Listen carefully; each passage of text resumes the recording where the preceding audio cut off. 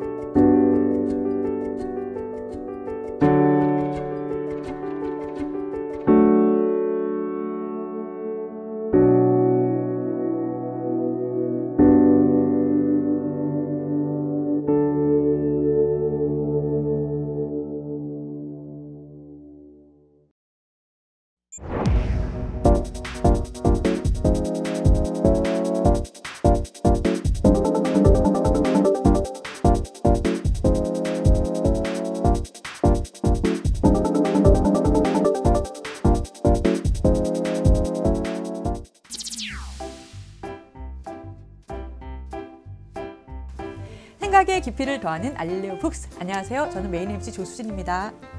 보조 MC 유시민입니다.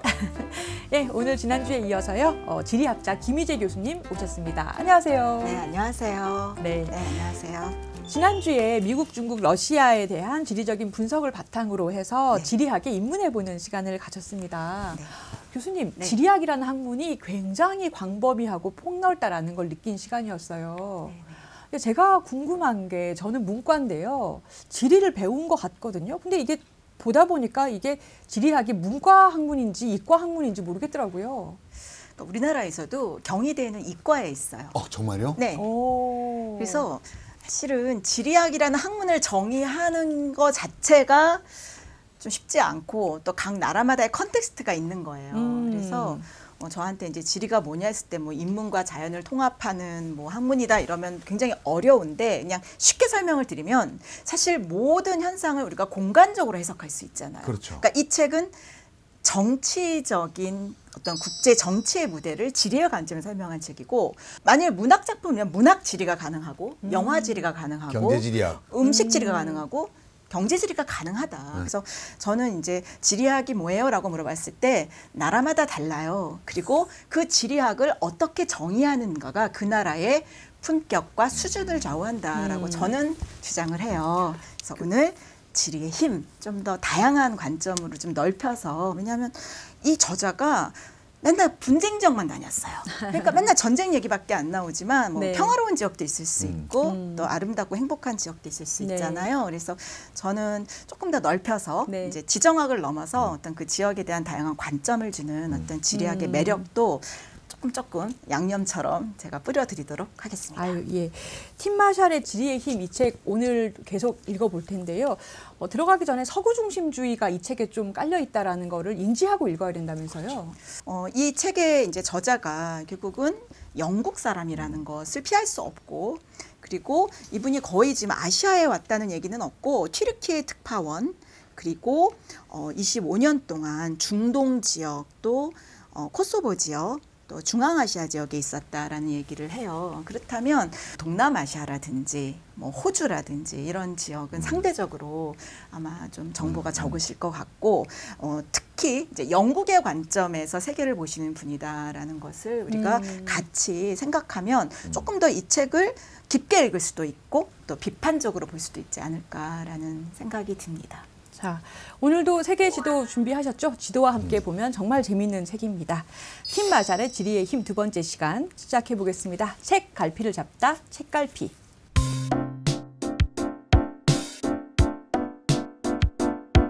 네, 유럽으로 가보겠습니다. 네. 이 책의 3장이에요. 서유럽, 이념적 분열과 지리적 분열이 함께 감지되다. 90쪽에 보면요. 이렇게 시작을 합니다. 먼저 지도가 나오고 첫 번째 문장이 근대 세계는 좋든 나쁘든 유럽으로부터 나왔다. 이게 참 함축적인 의미를 담고 있는 것 같아요. 좋은 것도 유럽으로부터, 근대는 나쁜 것도 유럽으로부터 나왔습니다. 네. 근데 우선 기후가 굉장히 좋은 유럽 대륙이에요. 또 온대기후잖아요. 네. 사계절이 있고. 그러니까 여기가 일단은 프랑스만 보셔도 넓은 땅에 밀이 나다 못해서 와인이 너무너무 많이 나잖아요. 근데 독립한 대륙도 아닌데 유럽은 사실 대륙 아닌데 대륙은 유라시아 대륙이 하나의 덩어리인데 유럽이 워낙 힘이 세니까 우리가 쭉 무슨 6대주 이렇게 말을 할 때 5대양 6대주 이럴 때 유럽을 독립한 어떤 컨티넨트 그러니까 대륙으로 치잖아요. 그러니까 우리가 이 영국식 지리 교육 또는 뭐 영국식 지도에 그동안 가스라이팅 당한 거야. 그렇지, 맞습니다. 그러니까 유럽은 여러분 제가요. 근데 이 얘기를 지금 20년째 떠들고 있어요. 뭐 논문도 쓰고 뭐 방송국에 나가서 강연도 하고 여러분 유럽은 대륙이 아닙니다. 근데 우리나라 국정교과서 뭐 사회과부도 이런 데 다 대륙이라고 가르치고 맞아요. 유럽 대륙 네. 이렇게 외웠잖아요. 네, 제가 아니다. 물론 중요한 지역이다. 하지만 유라시아 대륙의 일부일 뿐이다라고 그렇게 얘기를 해도 아무도 안 들으시고요. 유럽이 아주 큰 대륙이라고 생각하는 그런 국민들이 많아서 초등학교 가서 야 너네도 어디 가고 싶니? 그럼 다 유럽 대륙만 이야기하는 거예요. 그리고 우리 유시민 선생님께서도 작가님도 어디 가시면 저렇게 유럽 도시 기행 뭐 이렇게 계속 유럽 얘기만 많이 하시니까 왜냐하면 좋은 거든 나쁜 거든 다 유럽에서 나왔대잖아요. 그러니까 유럽을 가야지. 아 그런가요? 네. 그런데 유럽이 그렇게 사실은 세계를 지배하는 또는 여러 가지 좋은 거든 나쁜 건 유럽에서 다 나온 그런 역사는 사실 그렇게 길진 않아요. 그렇죠. 한 400년. 500년 맞습니다. 정도밖에 네. 안 되고 사실 그렇게 된 배경에는 유럽이 지도를 펼치고 세계로 나아가면서 뭐 좋은 짓도 나쁜 짓도 많이 했기 때문에 그렇게 유럽이 된 거 아닌가라는 생각이 들어요. 주로 나쁜 짓을 많이 했죠. 맞습니다. 그런가요? 이 책에서 이 지역은 걸프만이 키워준 기후의 축복을 받았고 네. 대규모 경작에 적합한 강수량, 생육에 좋은 토양을 지녔다라고 되어 있어요. 그 기후의 축복을 받았기 때문에 인구가 증가했고 그러다 보니까 교역의 중심지가 되고 도시가 형성되고 그래서 사상과 기술이 꽃을 피운 거죠. 유럽만 유독 왜 이렇게 살기가 좋은 땅인데도 그렇게 많은 나라가 형성이 됐을까요? 이게 뭐 지리적으로 특별히 이유가 있나요? 일단 유럽 같은 경우에는 크게 북부 유럽, 중부 유럽, 남부 유럽으로 나뉘잖아요. 사실 유럽 안에서도 상당히 다양성이 높은 지역이라고 생각해요. 그리고 또 각 공국들이 또 발달했었고, 특히 독일 같은 경우에도 사실 통일된 지는 한 200년도 안 되는 그런 나라 아닌가요? 150년 됐습니다. 그쵸? 1871년이니까요. 네. 네. 강을 따라서 이런 공국도 발달하고 또 여러 왕조가 있으면서 사실 유럽의 역사는 전쟁의 역사라고 할 수밖에 없을 정도로 통합되기가 사실 어려운 그런 네. 지역이었고 또 그 지역마다 또 독자적인 자신들의 뭐 문화도 있고 자신들의 어떤 종교적인 신념을 지키기 위한 또 여러 가지 갈등도 있었고 그런데 유럽 연합이라는 어떻게 보면 상상된 공동체를 가지게 되면서 네. 이렇게 하나의 어떤 정치 기구화된 거 사실 얼마 되지 않는 역사다. 오히려 각 지역마다 흩어져 있었고 세계사의 변방일 수도 있었고 또 각 지역들이 각자의 어떤 작은 그런 민족주의도 아니고 어떻게 보면 부족주의 같은 그런 상태에 머물렀던 기간도 상당히 길다. 반면 중국이나 뭐 우리나라 같은 경우에는 문화 또는 문명을 발전시킨 역사가 오히려 유럽보다 더 길 수도 있다라는 생각을 하게 돼요. 그 문명 발상지 아니잖아요, 유럽은. 맞아요. 중동이죠. 어떻게 예. 보면. 메소포타미아, 뭐 유프라테스 강 유역, 뭐 황하, 뭐 이렇게 세계 4대 문명 발상지를 꼽을 때 유럽은 없어 거기. 아마 알렉산더 대왕이 세계 정복을 하면서 아마 유럽이 세계사에 주도적으로 등장하지 않았나라는 생각이 들어요. 세계사적인 관점에서 보면. 그러니까 얼마든지 하나의 국가가 성립할 수 있는 지리예요. 북유럽은 자치하더라도. 그러니까 이 스칸디나비아 반도 쪽은 차치하더라도 이쪽 도보 해협 건너가지고 북부 프랑스부터 시작해서 지중해까지 실제로 프랑스는 지중해부터 북해까지 연결돼 있고요. 독일도 그렇고요. 그 유럽 전체가 서유럽 전체가 하나의 국가가 되는 것을 가로막을 만한 자연 조건은 없거든요. 제가 보기에는 피레네 산맥까지는. 근데 얘네들은 뭐 때문에 이렇게 나라가 많은 거야? 이거 지리학으로는 설명 잘 안 되는 것 같아요. 어떻게 보면 우리가 이제 지리라는 용어가 굉장히 혼용되고 있다는 저는 생각이 들어요. 그러니까 지리에도 그러니까 피지컬 지오그래피가 있고 또 휴먼 지오그래피가 있는 거예요. 아, 그 얘기를 듣고 싶었던 거예요. 네, 그런데 근데 사실은 피지컬 지오그래피 물리지리라고 표현하시는 분들이 상당히 많은데 저는 이것 좀 많은 출판사에서 좀 고치셨으면 좋겠는 게 원래는 뭐라고 해야 되는 거예요? 그냥 뭐 자연지리가 저는 그렇죠. 좋다고 자연지리죠. 생각해요. 그건 근데 산맥, 강 뭐 이런 것들을 말하는 그렇죠. 겁니까? 네, 그래서 자연지리 안에는 지형도 자연지리. 있고 기후도 있어요. 그렇죠. 아, 그쵸? 자연지리가 있는 거에 상응해서 인문지리라는 개념을 생각할 수 있죠. 맞습니다. 아. 그래서 인문지리에는 뭐 어떤 민족이라든지 종교라든지 문화라든지 정체성이라든지 다양한 영역들을 포괄할 수 있어요. 그래서 저는 이제 저도 사실은 한국이나 미국만 그 학문적인 영향을 받았기 때문에 몰랐는데 제가 30대 중반에 영국에 가서 굉장히 쇼크를 받았습니다. 그러니까 모든 대학에 지리학과가 있고 또 지리학 안에서도 인문지리, 자연지리가 있는데 심지어 뭐 어떤 우울증 치료 같은 것도 지리학자가 가서 어떤 그 테라피를 처방을 하는 거예요. 공간적 처방을 예를 들면 여행을 처방한다든지 그리고 선거도 그렇고 특히 BBC라든지 이 언론을 보면은요 굉장히 정교하고 정확한 지도를 보여줘요. 제일 먼저 그거부터 나오죠. 네. 예. 근데 저는 그걸 보면서 와 정말 지도의 나라구나. 이 책에서 독일, 프랑스에 대해서 재밌는 분석이 있습니다. 지리학적으로. 그러니까 106쪽, 104쪽에 나오는 얘기인데 네. 소제목이 이래요. 프랑스는 독일을 두려워하고 독일은 프랑스를 두려워한다.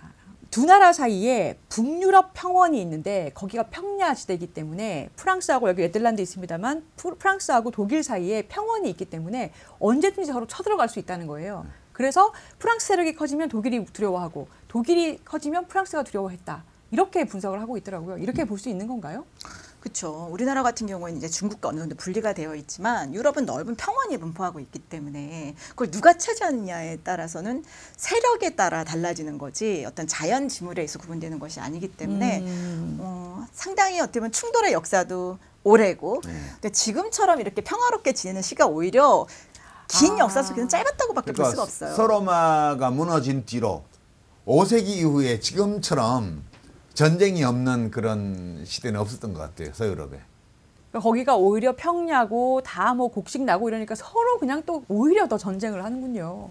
어떻게 보면 굉장히 좀 불리한 환경에서 벗어나기 위해서 이제 정복 전쟁을 벌이는 경우도 많이 있고요. 그래서 특히 이제 기후가 안 좋을 시기, 뭐 소빙기라든지 간빙기라든지 그래서 기후가 안 좋아질 때 또 전쟁도 많이 일어나고 민족 대이동도 일어나고. 네, 예. 그래서 지금 요새 이제 지리학계에서 당시에 이제 언제 추웠고 언제 더웠고 이런 기온 데이터를 지층을 통해서 확보하게 되면서 고기후를 복원하고 어떻게 보면은 뭐 리더가 잘 돼서 그 나라가 잘 됐던 게 아니라 또는 뭐 전쟁이 일어났던 것이 아니라 그때 너무 춥고 먹을 게 없어서 사람들이 이동하다 보니까 부딪혔다. 뭐 이런 그러니까 민족 흥미로운 대이동이 결과. 우리 세계사 시간에 배웠는데 네. 게르만족의 대이동을 훈족의 대이동이 자극한 거잖아요. 네, 네. 훈족이 동쪽에서 몰려와 가지고 하도 괴롭히니까 이제 게르만족이 서쪽으로 이동한 건데 그럼 훈족은 왜 왔지? 그 봤더니 아니 뭐 그 기후 이상 기후 때문에 자기들 살던 평원 지역이 메말라 가지고 살아보려고 갔다 뭐 이런 얘기들이에요. 어떻게 보면 생존을 위해서 네. 어떻게 보면 지리의 힘을 활용했다라고도 네. 볼 수 있고요. 어떻게 보면 이 지리라는 것이 지형뿐만 아니라 또 기후의 영향도 있다. 우리가 또 생각해 볼 수도 있겠습니다. 독일하고 프랑스는 예. 되게 미묘해요 관계가. 그러니까 이제 전쟁 쳐놓고 한 번도 사과 안 하는 나라가 프랑스고요. 전쟁 쳐놓고 죽을 때까지 계속 사과하는 나라가 독일이에요. 아 그러네요. 이게 나폴레옹 네. 전쟁도 유럽 전체를 정복을 하고 러시아에 쳐들어가고 어마어마한 사람이 죽은 침략 전쟁이잖아요. 맞아요. 네. 그러니까 그 로마에 있는 콜로세움 거기 3분의 1을 무너뜨린 게 프랑스군이에요. 나폴레옹 군대. 그 총알 만드는데 납부족해가지고 그 담벼락에 외벽에 돌 연결해 놓은 그 접착제 역할을 하던 납을 빼내려고 그걸 인위적으로 무너뜨린 거거든요. 그러니까 못된 짓 엄청 했습니다. 프랑스 군대도. 근데 프랑스는 나폴레옹 군대가 한 침략 전쟁에 대해서 굉장히 자랑스러워합니다. 아, 우리가 온 유럽의 문명을 선사했어 이런 식이에요. 사람들이. 그런데 독일은 막 지금도 막 기회 있을 때마다 죄송합니다 이거 하고 있잖아요.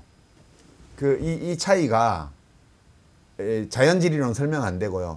결국은 인문학, 역사학으로 설명이 가능한 거예요. 그러니까 민족성의 차이로. 나폴레옹 전쟁 당시에 나폴레옹도 황제가 되었지만 낡은 군주정으로 인민들을 억압하고 있던 체제였고 전 유럽이 프랑스만이 인민주권에 의거한 공화정을 했던 나라이기 때문에 역사적으로 볼 때 정통성이 있다고 생각하는 거예요. 유럽이 만든 근대에서 제일 빛나는 거 민주주의인데 공화정인데 그걸 봐 프랑스 때문에 우리 거야 이렇게 뻐기는 거예요. 이거에 대해서 독일 사람들이 속으로 되게 마땅치 않게 생각하는데 표현은 못해. 왜냐하면 그 널리 인정을 받고 있기 때문에.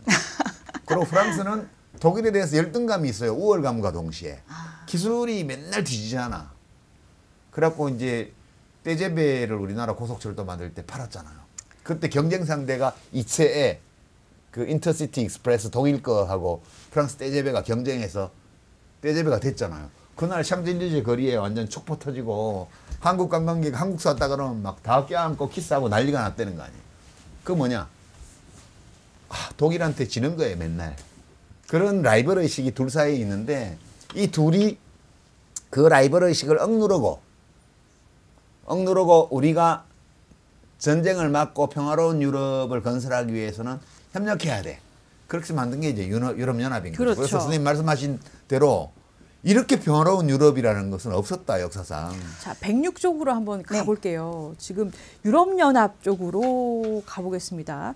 근데 재밌는 표현이 있어요. 그러니까 유럽연합의 설립에는 프랑스와 독일이 더 이상 서로에게 주먹을 날리지 못하도록 서로를 꼭 끌어안게 하려는 의도가 깔려 있었다. 이 생각은 멋지게 들어맞았고 이윽고 세계 최대의 경제권을 아우르는 드넓은 지리적 공간이 태어났다. 근데 유럽연합이 경제 위기로 결국엔 흔들리잖아요. 뿐만 아니라 지금 영국이 뛰쳐나왔지 않습니까? 브렉시트. 맞습니다. 제가 그때 이제 사고였다고 그러던데. 그러니까요. 그래서 사실은 여기에 프랑스와 독일뿐이 아니라 영국이라는 나라의 지분도 있는 거거든요. 그래서 영국의 관점을 제가 좀 더해드리면 재밌을 것 같아요. 사실은 프랑스와 독일도 라이벌 의식이 강하지만 또 영국과 프랑스의 라이벌 의식도 정말 상당합니다. 100년 전쟁, 잔다르크 뭐 난리죠 뭐. 그렇죠. 어떻게 보면 프랑스의 왕실이 영국을 또 침공해서 다스리기도 하고 또 스코틀랜드 같은 경우에는 프랑스와 교류를 많이 했어요. 그래서 잉글랜드, 스코틀랜드 또 앙숙이었지 않습니까? 그래서 어떻게 복잡한 어떤 관계 속에서 이제 영국과 프랑스가 주거니 받거니 하면서 이 대륙의 어떤 판도를 바꿨다고 할 수 있는데 사실 영국이 유럽 연합에 사실 가입한 것 자체가 어떻게 보면 굉장히 큰 영국 사람들로서는 변화인 겁니다. 전심 상행일이죠. 근데 그 어쩔 수가 없었던 게 미소 냉전 시대였잖아요. 그러니까 소련이라는 러시아라는 두려운 적이 있고 더 미국과 우리가 완벽하게 의존할 수 없는, 왜냐하면 전쟁이 났을 때 미국이 아무리 도와준다고 해도 대상을 건너와야 되지 않습니까? 그래서 이 이웃끼리 뭉쳐야 하는 그런 절박한 국제 상황이 있었던 거예요. 그래서 영국이 이제 철강 공유제부터 시작해서 나중에 영국이 들어오게 되고 유럽 연합이 형성되긴 했지만 사실 영국 사람들은 언제든지 빠져나갈 구실을 사실 찾지 않았나라는 생각이 들어요. 근데 경제 위기 때 유럽연합이 흔들렸던 이유는 그러니까 결국에 그렇게 위기가 오고 하니까 잘 못 사는 그 나라들을 잘 사는 나라에서 구제금융을 해줘야 되기 때문에 그게 그 국민들이 볼 때는 마음에 들지 않기 때문에 사실 흔들렸던 거죠. 피그스라고 하잖아요. 포르투갈, 이탈리아, 그리스, 스페인, 너희들 맨날 노는데 우리가 이렇게 세금 내가지고 너희들 먹여 살려야 되냐, 뭐 이런 어떤 좀 불만이 특히 막 독일이나 프랑스 사람들한테 있었을 것이고. 근데 저는 그것도 궁금했어요. 지금 남유럽 얘기를 하셨잖아요. 뭐 스페인이나 그리스가 있는데 거기는 사실은 그리스 같으면은 서구 문명이 태동한 곳이고 스페인도 사실은 한때는 해상 강국으로 정말 큰 영토를 호령했던 데인데도 불구하고 지금 보면 서유럽인 프랑스나 독일에 비해서 남유럽이 상당히 좀 경제적으로 좋지 않고 사실 되게 기울어져 있어요. 이게 무슨 지리적인 차이가 있는 걸까요? 그때그때 상황에 따라서 전략적으로 어떤 판단을 했느냐, 특히 아. 지도자가 저는 그게 많이 좌우하지 않았나라는 생각이 들어요. 예를 들어 그리스, 또 네덜란드, 영국이 무역국으로서 전성기를 누릴 때 경제적으로도 풍요로웠을 뿐만 아니라 다양한 사상들이 출현했거든요. 사실 우리가 놓치고 있는 것 중에 하나가 그리스는 무역국이었습니다. 지금도 그 운송 사업 분야에서는 억만장자가 많아요. 조선업 그리스에. 같은 예. 데도 아, 많이 그 그리스 있고요. 선박 왕 뭐 이런 얘기 네. 있잖아요. 네, 그리스가 수백 개의 섬들로 들어있고 또 기후가 사실 좋지를 않아서 농사를 지어 사람들이 먹고 살기에는 좀 어려운, 밀을 생산하기 어렵기 땅이 때문에 메말라요. 네, 네. 그래서 다 수입을 해야 되고 포도주라든지 뭐 올리브 같은 거 재배해서 예쁘게 병에 만들어서 팔아야 되는. 근데 우리가 이 제품의 혁신과 생산 이 품질만 생각하는데 사실 무역국의 질을 유지를 하려면 어떤 나라의 기후와 지형과 그 나라의 경제력과 문화를 알아야 잘 팔아먹을 수 있지 않습니까? 그래서 어떻게 보면은 그리스도 그랬고 또 스페인이나 포르투갈도 그랬고 영국도 그랬고 네덜란드도 그랬고 어떤 그 나라가 전 세계적으로 뻗어나가는 시기에는 세계와 함께 뭔가 교류하거나 뭔가 새로운 사상들이 나오는 그런 시기였던 것 같아요. 근데 상대적으로 프랑스는요. 모든 지리적 조건이 거의 완벽해요. 예. 근데 별명이 뭔지 아세요? 저희 지리학계에서 영원한 2인자예요.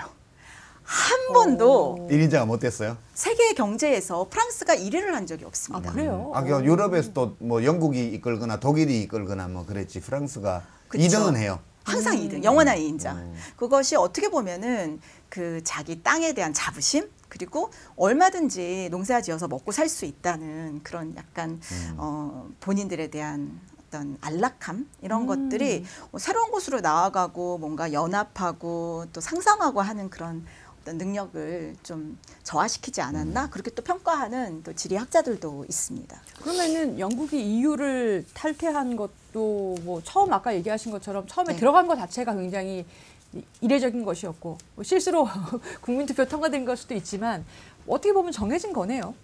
아 근데 사실은 정말 제대로 생각한다면 탈퇴를 하면 안 되는 안 거예요. 되죠. 예. 지금 영국은 지금 난리가 났습니다. 이제 물가 굉장히 상승하고 있고 왜냐하면 다 수입하는 나라인데 제대로 공간적 판단을 못한 거예요. 그리고 당시에 도대체 이게 브렉시트가 뭔지도 모르는 사람이 투표를 했다. 그런 이야기도 하거든요. 그래서 어떻게 보면 유럽의 패착이고 어떻게 보면 영국의 패착이고 이 EU에서 탈퇴함으로 인해서 영국이 참 가시밭길을 앞으로 걸어낼 수밖에 없는 약간 그런 상황인 거죠. 합리적 판단을 못한 거예요. 하지만 국민들도 그 의미를 충분히 이해하지 못하고 투표를 했다는 이야기도 많이 나오고 있습니다. 그래서 유럽은 그 자연지리적으로 하나의 대륙이 아닐 뿐만 아니라 인문지리적으로 봐도 하나의 문화적 단위로 보기가 되게 어렵다. 이제 그 점은 좀 그 강조할 필요가 있는 것 같고요. 그런데 그러니까 이제 자연지리 또는 인문지리적으로 해석할 수 있는 그런 죄수들이에요. 그러니까 역사와 지리에 갇혀서 또 종교 이런 데 갇혀서 거기 죄수처럼 살고 있다는 거예요. 끝없이 전쟁을 하고 그 중세 도시들을 보면 다 언덕 위에 올라가 있죠. 방어하기 좋은 곳에 도시를 만들었단 말이에요. 전쟁을 너무 많이 했기 때문에. 그래서 인간이 지리에 갇힌 자들이라는 이 죄수의 위치에서 스스로 운명을 결정하는 또는 자연지리 또는 인문지리가 준 부족 본능 이것을 객관적으로 직시하고 이걸 넘어서서 내가 정말 원하는 것이 무엇인가를 찾고 그것을 손에 넣는 방법을 합의해내는 이런 인류 역사에서 가장 위대한 능력을 보여준 사례가 저는 유럽연합이라는 실험이고 이것이 저는 프리즌 브레이킹이라고 봐요. 너무 지나치게 좋게 보는 건지 모르겠지만. 사실 유럽뿐만 아니라 그런 움직임들은 이제 동남아시아 지역 또 아세안이라는 네. 공동체를 유럽처럼 만들겠다라는 그런 선언들을 하잖아요. 그 사람들도 전쟁 그렇게 많이 했어요? 그때 좀 달라요. 다르죠. 이 책에서 사실 동남아시아를 거의 다루고 있지 네. 않은 이유이기도 그렇죠. 해요. 왜냐면 분쟁이 없으니까. 분쟁이 없어요. 그러니까 유럽은 사실 뭔가 기후적으로도 막 완전히 좋은 곳은 아니고 특히 뭐 갑자기 뭐 화산이 폭발한다든지 그러면은 몇 년 동안 농사를 못 짓습니다. 예를 들면 자전거가 발명된 것이 19세기 초에 큰 화산 폭발이 있었고 3년 동안 기근이 있었어요. 그래서 말을 잡아먹은 겁니다. 그래서 말이 없어서. 아니 먹을 게 없으니까 그래서 당시에는 말이 없어서 자전거를 탄 만든 거예요? 거예요? 네네네. 어머. 오, 이야, 신기하다. 야, 이건 처음 자, 들었네요. 이것은 오. 어떻게 보면 그 지리의 힘을 보여주는 거죠. 그러니까 우리는 이제 이 책에서는 이제 주로 산맥이나 강만 이야기하지만 우리가 조금 더 지리의 힘을 넓힌다면 기후까지 볼 수 있고 그것은 농산물 생산과 연결되고 그렇게 사람들이 굶어 죽을 지경이 되니 말도 잡아먹게 된 거예요. 그런데 사실은 전쟁을 하든 무역을 하든 말이 중요하지 않습니까? 근데 동남아에서는 그럴 필요가 없는 거네요. 왜냐면 날씨가 너무 좋으니까. 그래서 예. 사실 그렇게 싸움도 전쟁을 할 안 해요. 필요가 없어요. 그냥 가서 정말 따서 평화로워요. 먹으면 돼. 아니 그러니까 아. 반둥회의가 괜히 나온 게 아니에요. 이게 제3세계와 단결하자 이유라는 것이 정말 기가 막힌 발명품이라면 반둥회의는 인도네시아의 수하루토라는 예.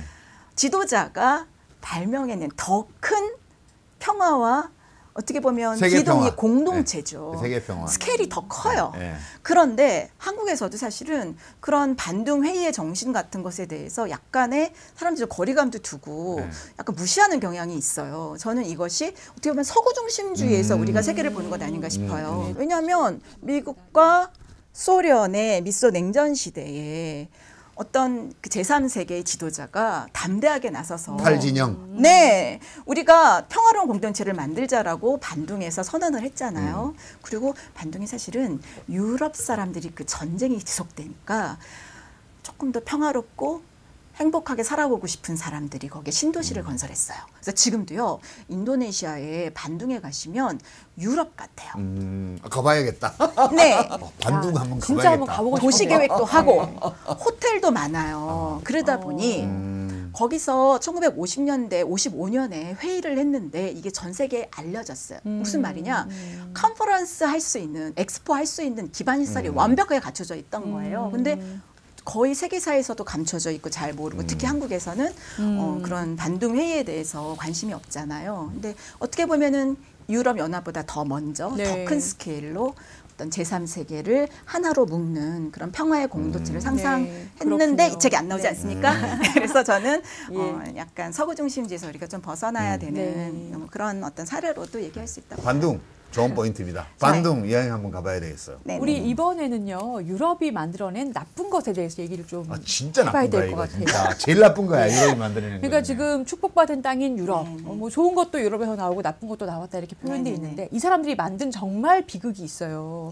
바로 이 책의 8장인 중동과 7장인 아프리카입니다. 제목 자체가 지리를 무시한 자들이 부른 비극이라고 부를 수 있는 건데요. 어떻게 보면 저는 세계는 지도를 그리는 사람과 지도 그림을 당하는 사람으로 나눠진다라고 저는 좀 거칠게 표현을 하자면 이 중동이나 아프리카 지역은 이제 19세기, 20세기에 지도 그림을 당한 국민들이 있는 곳이다라고 볼 수 있겠죠. 그리고 이 지도를 그리는 사람의 어떤 욕망이 투영이 되는 거예요. 거기에 살고 있는 사람들의 삶이나 문화나 종교는 무시되는 이제 그런 가운데 이런 여러 가지 분쟁이나 어떻게 보면 사람들 간의 갈등의 씨앗이 지리에 의해서 어떻게 보면 태동되는 이제 그런 상황이었던 거죠. 이 중동 부분과 아프리카 부분이 공통점이 있는데 네. 선을 쓱쓱 그은 부분이 써져 있다는 거예요. 257쪽에 먼저 네네네네. 보면은 이제 중동의 국경선이 어떻게 만들어졌냐가 써 있는 거예요. 그러니까 네네. 오스만 제국이 붕괴되기 시작하자 영국과 프랑스는 서로 다른 생각을 품었다. 네. 1916년 영국 외교관인 마크 사이크스 대령은 펜을 들고 중동의 지도 위에 쓱쓱 선들을 그었다. 이 선은 현재 이스라엘 땅인 지중해의 하이파에서 이라크 도시인 북동쪽에 키르쿠크까지 포괄했다. 그리고 쭉 내려가서 한 지역에 어울려 사는 것이 익숙지 않은 사람들을 한데 모아 임의적으로 민족 국가를 만들어내는 것은 정의와 평등, 안정을 위한 방안이 결코 되지 못했다. 이렇게 쓰고 있습니다. 그리고 지금 아프리카 같은 경우에는 특히나 굉장히 큰 대륙이고 또 간에 다양성이 굉장히 많은데 네. 정말 유럽 열강이 앉아가지고 서로 나눠먹기 식으로 이렇게 땅 따먹기 한 그런 결과물이 지도에 투영되면서 국경 자체가 그냥 이렇게 네모나게 네네. 생겼잖아요. 그런 말도 안 복잡한 되죠. 어떤 종교나 언어나 문화적 상황이 전혀 반영이 안 되니까 국경에 의해서 또 파생되는 여러 가지 문제점이 지금도 지속되는 경우가 많이 있죠. 중동은 오스만 제국의 지배 지역 중에서 맨 동쪽이었어요. 거기에 그 유목민들이 영국하고 손잡고 같이 싸웠단 말이에요. 그쵸. 오스만 제국이 독일 쪽에 섰기 때문에. 그러고 나서는 이제 아랍의 통일국가 세워주겠다고 약속해놓고는 영국과 프랑스가 나눠 가진 거죠. 네. 그 사이크스-피코 협정이라는 게 두 나라의 하급 장교들이 앉아가지고 합의를 한 거 아니에요. 그렇게 해서 지금 우리가 아는 중동의 모든 국경선이 확정이 됐고 아프리카는 그것보다 더 긴 기간에 걸쳐서 이 이디오피아나 예멘이나 뭐 이집트나 모로코나 이런 데들은 옛날부터 왕조 국가들이 있었던 데지만 나머지 지역들은 부족 단위로 살고 있던 데들인데 자기들이 꺼서 나눠 가졌단 말이에요. 그러니까 이 결과가 뭐였냐면 사람들은 부족 인간이니까 우리는 부족 인간이니까 그 지리적 조건과 그다음에 공통의 역사적 경험과 문화와 종교와 평소에 교류하는 정도와 이런 것들이 모두 고려된 그런 집단을 형성하고 크고 작은 규모로 살고 있는데 여기에 국경을 인위적으로 꺼놓고 강제적으로 행정을 통합을 했단 말이에요. 그러니까 주도권을 놓고 안에서 싸움이 벌어지는 거죠. 그래서 저 수많은 중동 국가들 사이에서는 이란 이라크 전쟁, 뭐 쿠웨이트 이라크의 쿠웨이트 침략이라든가 이 모든 것들이 다 거기서 생겼고 르완다나 이런 쪽의 인종학살 뭐 지금도 최근에 뭐 소말리아의 무선족 하는 이 모든 갈등들이 이 유럽의 제국주의자 식민주의자들이 그때 인위적으로 국경선을 획정한 것이 자연지리 혹은 인문지리적으로 해석할 수 있는 인간 집단의 공간적 경계선과 불일치하는 듯 생긴 갈등이라는 거예요. 그러니까 이게 이렇게 보고 있으면 일부러 죄악을 저지르려고 한 것은 아니었겠으나 그 당시에 유럽 기독교인들 우월한 무기를 가지고 있던 그들이 정말 그런 유럽 이외의 지역에는 문명이 없다고 믿으면서 야만족이라고 생각을 하면서 자기들이 그렇게 하는 것이 그들에게도 축복이라고 믿으면서 그냥 했던 야만적인 행위들의 맞아요. 결과가 지금 우리가 오늘날 국제면에서 맨날 보도되고 그다음에 이 저자인 팀 마샬 같은 분이 목숨을 걸고 분쟁 지역 취재를 다니는 그 지역의 거의 모든 분쟁들이 여기에서 비롯했다. 이런 것 때문에 이 책 읽으면서 저는 와 이건 너무했다. 그 유럽 중심주의를 벗어나야 된다는 고상한 어떤 학술적이고도 인문학적인 사유보다는 나쁜 놈들 같으니라고 이런 생각이 먼저 들더라고요. 사실은 유럽에서 노예무역이라는 어떤 원죄가 있지 않습니까? 거기에 건장한 성인 남성들을 노예로 짐승처럼 부려서 성장한 제국이 사실 영국이고 또 유럽 국가들이잖아요. 벨기에까지 뭐 유럽에서는 힘 못 쓰는 나라들도 아프리카 가서는 대단하게 했죠. 네, 그렇기 때문에 사실은 이 아프리카라는 우리가 검은 대륙이라는 막 그런 말조차도 어떻게 보면 우리의 부정적인 관점과 메타지리를 반영하는 거라고 볼 수 있고요.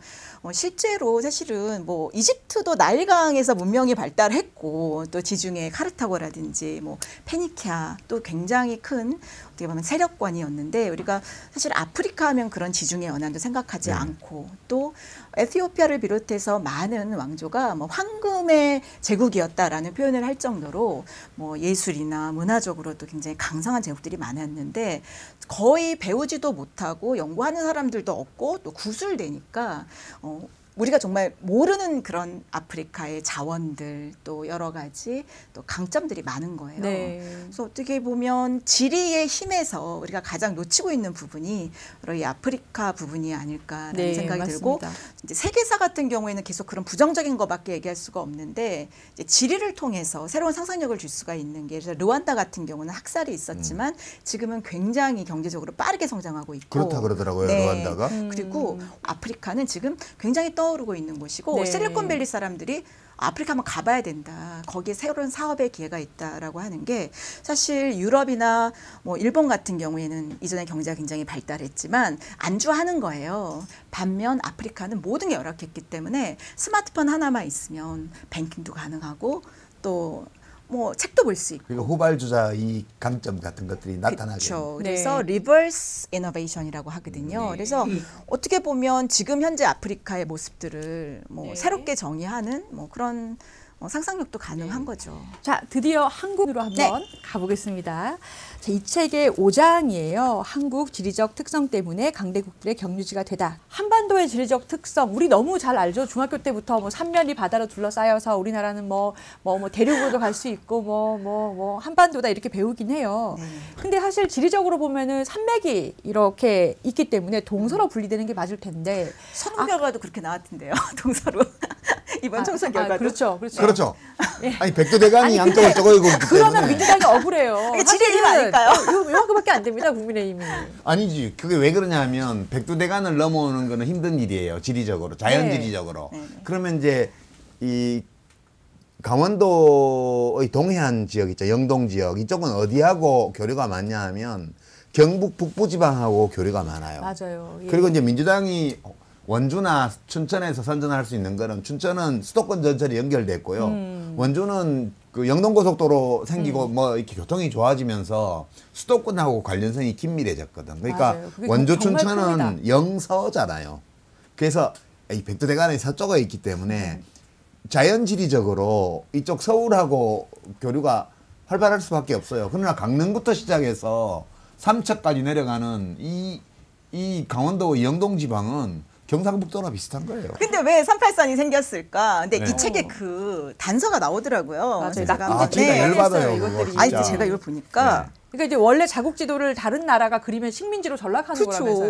그렇죠. 38도선에 따라 이 나라를 남북으로 임의로 분할한 것은 여러모로 불운한 일이다라고 이제 평가를 하고 몇 있는데 쪽이에요?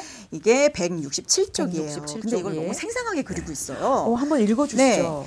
1945년에 미국 정부는 8월 10일에 일본 항복에만 정신이 팔려서 한반도에 대한 명확한 전략을 수립하지 않은 상태였다. 그런데 한반도 북쪽에서 소련군의 이동이 포착되자 미 백악관은 한밤중에 다급하게 회의를 열었고 오로지 내셔널 지오그래픽에서 발간한 지도만을 지참한 2명의 하급 관리는 북위 38도선을 손으로 찍었다.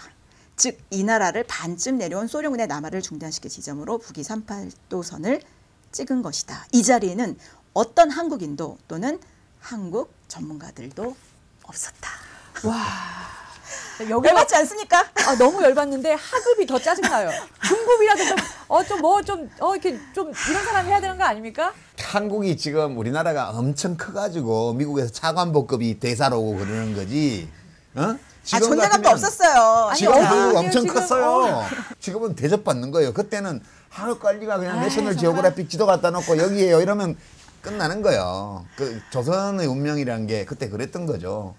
지금 우리나라 진짜 정말 대단한 게요. 제가 한 15년 전에 영국에 있을 때만 해도 정말 한국이라는 나라가 야 노스냐 너 사우스에서 왔냐 이럴 정도로 그렇게 물으면 그렇게 대답하죠. 이따 헤어질 때 말해줄게. 네.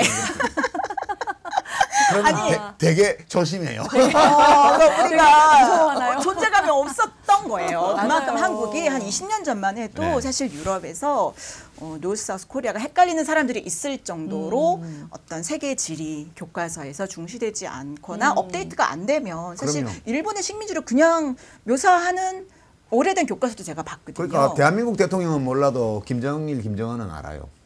그 처음에 우리 일부에서 말씀을 드렸었는데 한국의 상황이 오랫동안 밑에는 일본이 있고 옆에는 중국이 있고 위에는 러시아가 있고 이 바다 건너면 미국이 있는 상태에서 계속 독립국가를 유지를 해왔는데 역사적 비극은 많았습니다. 근데 굉장히 사실은 전 좀 신기하게 생각이 많이 돼요. 역사 공부를 할수록.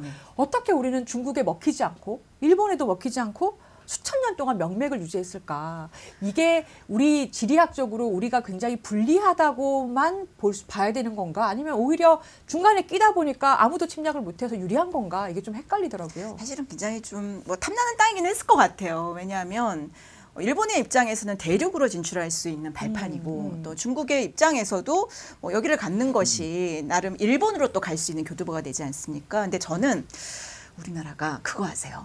태종 때 세계에서 가장 정교한 세계 지도를 만들던 나라였습니다. 예, 그때 지도가 있더라고요. 그러니까 우리가 알고 보면 지도 강국이고 지리 강국이었던 거예요.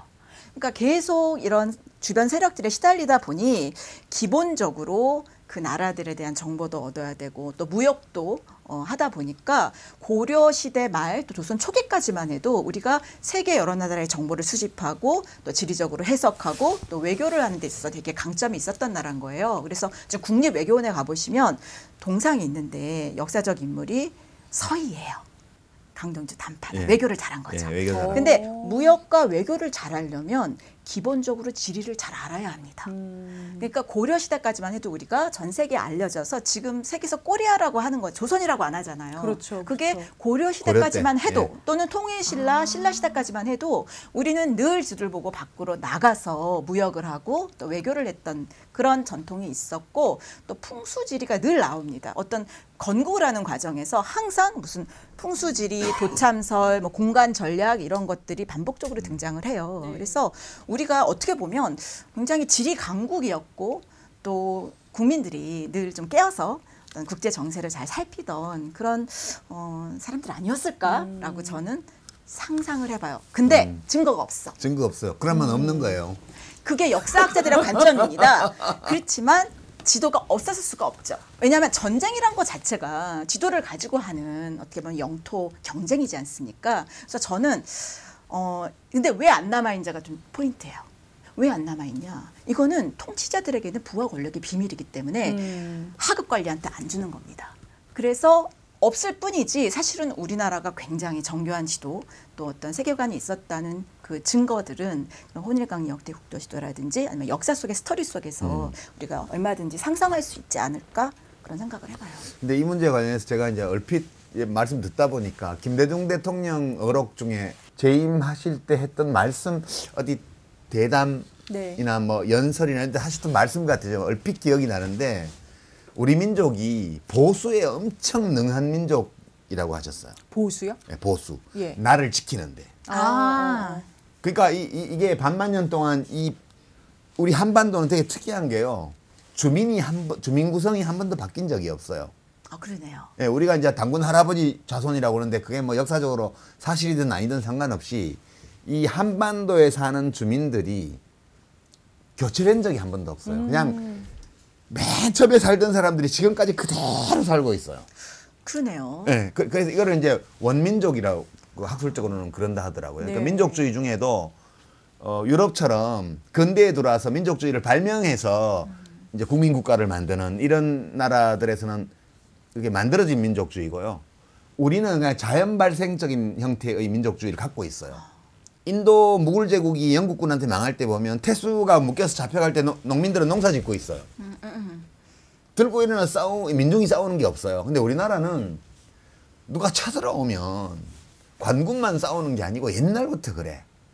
막 민병대 같은 걸 모집해서 관군하고 합동작전을 하고 막 백성들은 옆에서 막 응원하고 막 네. 물자 날려다 주고 막 정보 제공하고 이런 걸 다 해요. 그러니까 이제 그 김대중 대통령 말씀이 우리가 그 긴 세월 동안 우리의 역사, 우리의 문화, 우리의 언어, 그 종교도 여러 가지를 가지고 있으면서도 그걸 다 지켜냈다는 거는 우리 민족이 엄청나게 자기를 지키는 데 능한 민족이라는 거예요. 그쵸. 그걸 보수에 능하다고 표시했어요. 한국 국민들은 엄청 보수적이에요. 그러니까 밖에서 누가 쳐들어와서 어지럽히지만 않으면 우린 다 좋아 이런 거예요. 근데 이제 보수에 능한 민족은 혁신하지 못한대요. 그래서 김대중 대통령이 우리 민족이 살아가려면 네. 보수에는 역사적으로 엄청 능하기 때문에 지금부터 뭘 해야 되냐면 혁신을 해야 됩니다. 아 그러네요. 그래서 막 광통신 깔고 막 인터넷 그 지식 기반 사회 해서 그 엄청 강조하셨잖아요. 그리고 전두환 정권 때 수감되어 계실 때 미국으로 망명하시기 전에 교도관하고 나온 대담에 보면 그때 엘빈 토플러의 그 제3의 물결에 나오는 그 개인용 컴퓨터 무슨 인터넷 이런 얘기를 다 하세요. 그때 이미. 이게 지적 호기심이 굉장히 컸던 분이기 때문에 우리 민족은 누가 시키지 않아도 보수는 어마어마하게 잘한다. 이게 보수가 기본값이에요. 생존 능력이 탁월한 거야. 그래서 지금 사실 뭐 이런 BTS나 뭐 이런 사람들 나오는 게 저는 이제 그때 여러 가지 우리가 축적되어 있던 문화적 내공이 폭발하는 거 아닌가 싶고요. 그런 해로 나가고 뭔가 혁신하고 하는 그런 에너지가 그 나라의 국군하고 굉장히 밀접한 관련이 있는 것 같아요. 근데 여기 보면 예. 어떤 지리가 운명을 좌우한다고 했는데 저는 사실은 어떻게 보면 지리적 상상력이 아까 그 김대중 대통령이 정부의 고속도로를 깐 거는 저는 새로운 지리적 상상력이라고 생각하고요. 지리에서 이것을 요새는 커넥토그래피라는 표현을 쓰거든요. 이전에는 땅 따먹기였어요. 그냥 특히 이 책이 지금 이제 그 수준에 머물고 있는 거죠. 어떻게 땅이에요, 보면 땅, 그냥 기본적으로. 국경, 예. 땅, 뭐 예. 전쟁. 근데 이제는 새로운 차원의 어떤 그 디지털 세계가 펼쳐지고 있지 않습니까? 그러니까 페이스북을 하나의 국가로 보면 인구수가 어마어마하게 많다는 가장 큰 네. 20매덕, 30매덕, 유튜브도 마찬가지고요. 아마 이 알릴레오도 아마 우리나라에서 많은 구독자 수를 갖고 있고 영향력을 갖고 계시잖아요. 책 방송으로는 굉장히 네. 독보적이죠. 어떻게 보면 플랫폼 경제에 잘 적응한 그런 사례라고 보거든요. 어떻게 살아보려고 발버둥 치다 보니 혁신이 일어나죠. 네. 항상 혁신은 변방에서 일어나요. 끝에 있지만 사실 여기에서 우리가 어떤 지도를 펼치고 막 나갔던 또 우리가 뭐 불리하다, 자원도 없다, 뭐 이런 네. 마인드 속에서 다들 어떻게라도 살 길을 마련해 보려고 나가면서 혁신이 일어나지 않았나 싶고 IT도 마찬가지잖아요. 사실 우리가 늘 부존 자원이 없다, 강대국에 둘러싸여 있다. 그러니까 뭔가 새로운 아이템을 찾아야 된다. 그래서 상상력을 발전시키지 않았나. 그런 생각도 들어요. 그러면은 지금 커넥토그래피를 설명을 해주셨는데, 네. 그러니까 이게 뭐 페이스북이나 유튜브 제국이라고 할 수 있는 거죠. 그러니까 어떻게 연결돼 있는가라는 것 자체가 또 하나의 지리학의 영역이 된 거네요, 그죠? 그렇죠. 그러니까 경쟁력 있는 연결성을 확보하는 게 이제는 힘이 되는 기술지리학. 되는 거죠. 지리를 지경학적인 극복하는? 그러니까 대표적인 게 반도체지 않습니까? 사실 대만은요. 지정학적으로 굉장히 불리한 입지잖아요. 지진도 자주 나고. 네, 좋을 게 하나도 없지만 정책적으로 반도체라는 산업을 육성시켜서 뭐 어떤 최첨단 기기에 꼭 들어가는 부품이다 보니 이제는 미국도 관심을 갖고 이 타이완을 보게 되잖아요. 그러니까 이제는 어떻게 보면 새로운 어떤 지리적 상상력의 시대가 펼쳐져 있는 것이고 물리적인 어떤 힘이나 땅의 넓이뿐만이 아니라 얼마나 다양한 세계와 연결되고 또 경쟁력 있는 연결성을 확보하고 있느냐가 굉장히 중요한 시대가 된 것 같습니다. 자, 오늘 1부와 2부에 걸쳐서 김희재 교수님과 함께 지리의 힘 읽어보는 시간을 가졌습니다. 김희재 교수님, 네. 이 책을 한 줄 평을 해주시고 또 별점을 매겨주신다면 몇 점, 그리고 뭐라고 말씀하실까요? 한국 사회에서 홀대받는 지리학의 빈자리를 메꿔준 고마운 책. 그리고 한 3점 정도 드리겠습니다. 근데 의외로 3점 주시네요. 왜냐하면 이 책이 지리학 책이 아니에요. 네. 어떻게 보면 지리의 관점을 적용해서 국제정세를 읽는 법을 가르쳐준 책이기 때문에 저는 좀 기회가 되면 이제 본격적인 지리학을 설명할 수 있는 그런 책이 한국에서도 좀 베스트셀러가 됐으면 좋겠다라는 그런 생각이에요. 근데 정말 그 현장에 강한 영국 기자의 위트가 정말 돋보인다. 정말 색이 술술 넘어간다. 이 글쓰기를 좀 배우고 싶다는 생각도 들었습니다. 예, 맞습니다. 굉장히 쉽게 저도 읽었어요. 유 작가님께서 한 줄 평 그리고 별점 어떻게 주셨을까요? 그 별점은 이제 4개. 4개인데 왜 4개냐 하면 각 지역의 역사에 대한 기본 정보가 없으면 독해가 좀 어려울 수 있어요. 네, 네. 그러니까 욕심을 너무 냈어요. 뭐랄까 이렇게 책 한 권 안에 전 세계를 다 담으려고 하다 보니까 그렇게 된 면도 있는데 예컨대 중동 하면 그 오스만 제국의 역사라든가 혹은 이슬람의 역사라든가 이런 데 대한 배경 정보가 충분히 있으면 이제 가독성이 높아지는데 그렇지 않은 독자의 경우에는 좀 어려울 수 있어요. 그래서 너무 많은 정보를 추각해 놨다. 이것 때문에 되게 좋은 책인데 별 하나 깎았고요. 그러면 이 책을 한 줄 평을 하라면 인간이 지구 표면에 빌붙어 사는 존재임을 새삼 깨닫게 해준 책. 네. 네. 그렇기 때문에 이 지구 표면에 빌붙어 사는 존재인 인간이 지구 표면에 주어진 여러 조건, 소위 자연지리적 조건에 속박되어서 살고 있는데 이것을 어떤 식으로 넘어설 수 있을지 또는 이것을 왜 넘어서야 되는지 이것을 넘어서는 힘이 어디서 오는지 이런 것들에 대해서 한번 답을 주진 않지만 여기 사로잡혀 살면 안 될 것 같다. 그런 어떤 사회적인 어떤 성취나 이런 것뿐만 아니라 개인적인 삶으로 볼 때도 여기에 묶여 살면 감옥살이 할 것 같아. 그러니까 문제 자체를 해결하지는 못하더라도 나 자신이라도 정신적으로 여기 묶이지 말고 사는 게 좋을 것 같다. 그런 생각도 좀 하게 해줘요.